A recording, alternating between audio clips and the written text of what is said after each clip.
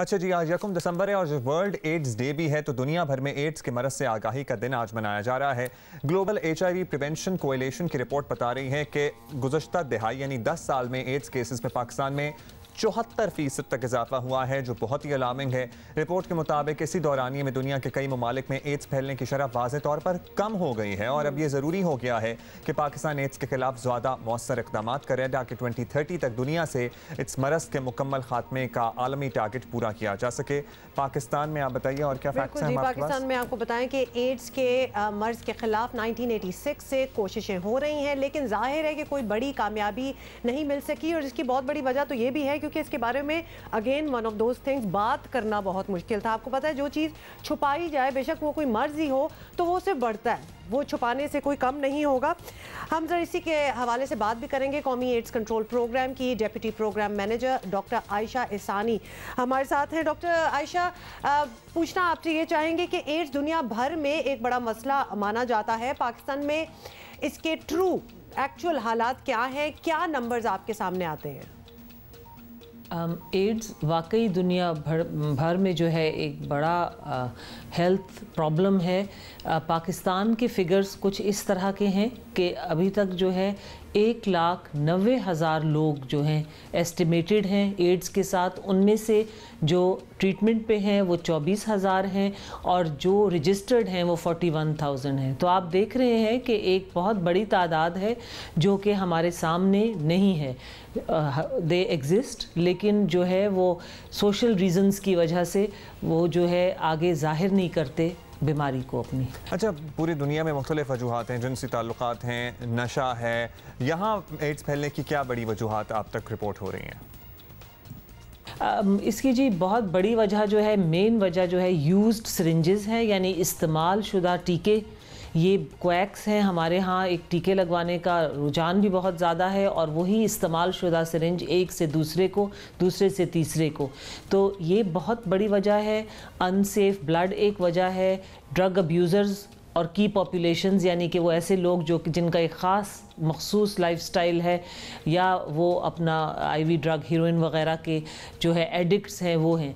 लेकिन इसके अलावा आप देखें कि एक बहुत बड़ी पॉपुलेशन है जिनको पता ही नहीं है कि उनको HIV एड्स है, और वो हैं जिनको कोई किसी नीडल से, कोई रेज़र से, कोई इस किस्म की जो अनसेफ ब्लड प्रोडक्ट से जो है वो बीमारी हो गई है। और हम यही जो है जिसको बहुत बड़ा loss to follow up and loss to found और ये वाला कैटेगरी एक है, हम उनकी तलाश में हैं कि हम ये आइडेंटिफाई करें और इस मर्ज़ को पाकिस्तान से बिल्कुल एलिमिनेट करें।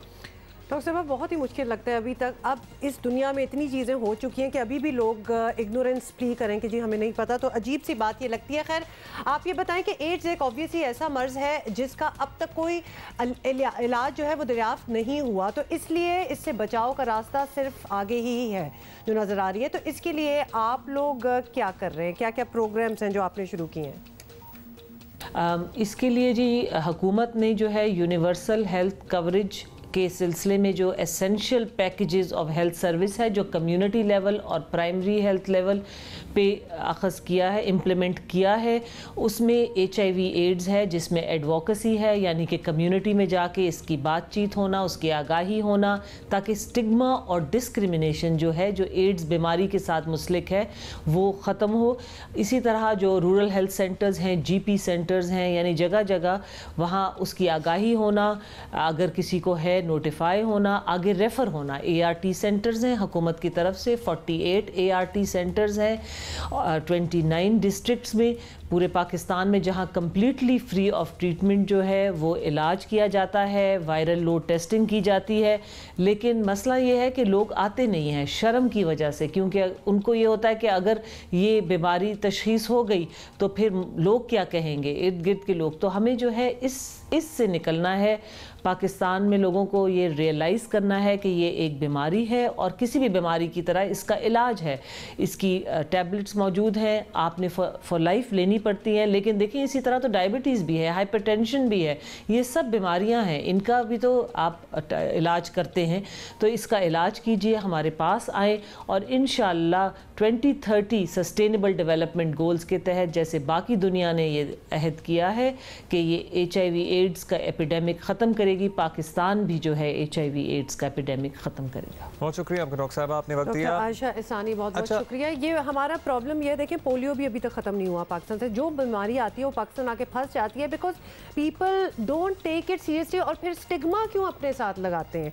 एड्स हो या कोई भी और चीज़ हो गया तो हो गया, अब उसका इलाज करें। अब और it is very manageable, it is manageable. बड़ी दुनिया कितने कितने साल जीती है डिस्पाइट बीइंग। दूसरी बात ये कि ज़रूरी नहीं है कि आपको किसी से जिनसी ताल्लुकात की वजह से ये जो दुनिया में 50,000 और आपके साथ कोई इंसिडेंट हो सकता है, खुदा न खास्ता। एक और बात, लोग सिरिंजेस वगैरह में तो एहतियात करते हैं, आई होप कि जिनसी ताल्लुकात पे भी एहतियात करते हो। बड़ा कॉमन है हमारे यहाँ हज्जाम के पास जाके शेव बनवाना। एक डेंटल सर्जन के पास भी चले जाए ना और उसने अगर ना उस तरह क्लेंजिंग की हो तो हो सकता है। कहने का मतलब है कि प्लीज आप लोग इसको सीरियस चलिए। डेंटल सर्जन में तो साल में एक दफा हुआ। आपको पता है हमारे यहाँ मर्दों में बड़ा कॉमन है हजाम के पास जाके दाढ़ी बनवाना या बाल कटवाना या कुछ भी करना, तो आप उसमें या एक तो कोशिश करें आप अपनी किट रखें, अपनी कैंची अपना। अच्छा, ये हजाम वगैरह मर्दों के लिए, अब ये खवातीन जाती हैं जो अपनी पेडिक्योर मैनिक्योर वगैरह कराती हैं, उसमें भी तो tools use, it can happen through anything. तो आप लोग अपने पर्सनल टूल्स अलग रखा करें, और अगर नहीं रख रहे तो मेक श्योर कि वो नया ब्लेड वगैरह इस्तेमाल कर रहे हैं। You have to be really cautious about these things now.